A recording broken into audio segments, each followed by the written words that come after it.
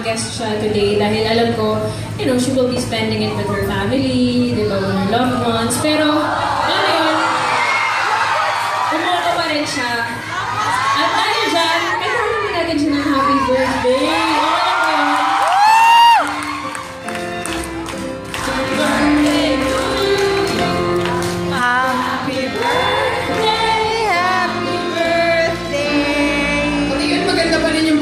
Pati yun, talaga?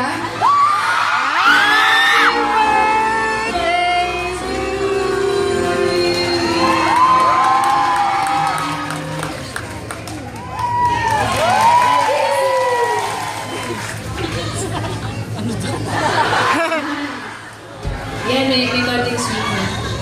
Pati lang naman. Konting sugar? Konting sugar.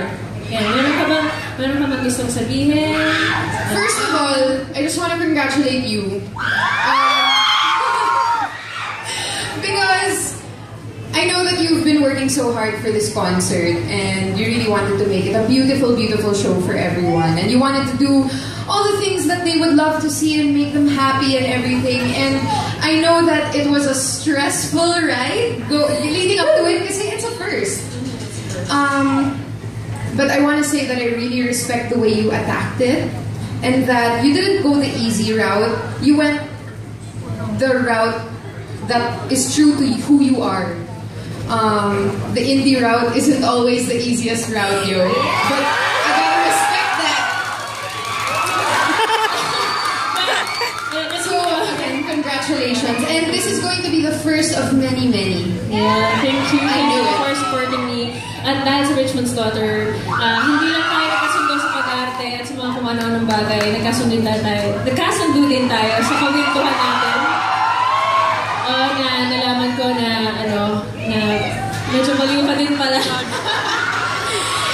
True! It's nice to, in a good way. Buti na lang may nakilala akong kasing weird ko din. So, anyway, tonight, we have a treat. Nice. Hindi pa pala yun. Oo, meron pa. Alam ko, tuwa kayo, no?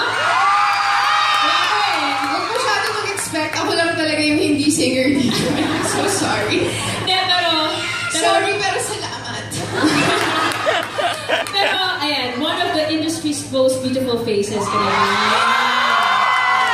At dahil dyan, give it up for Miss Rian Ramos!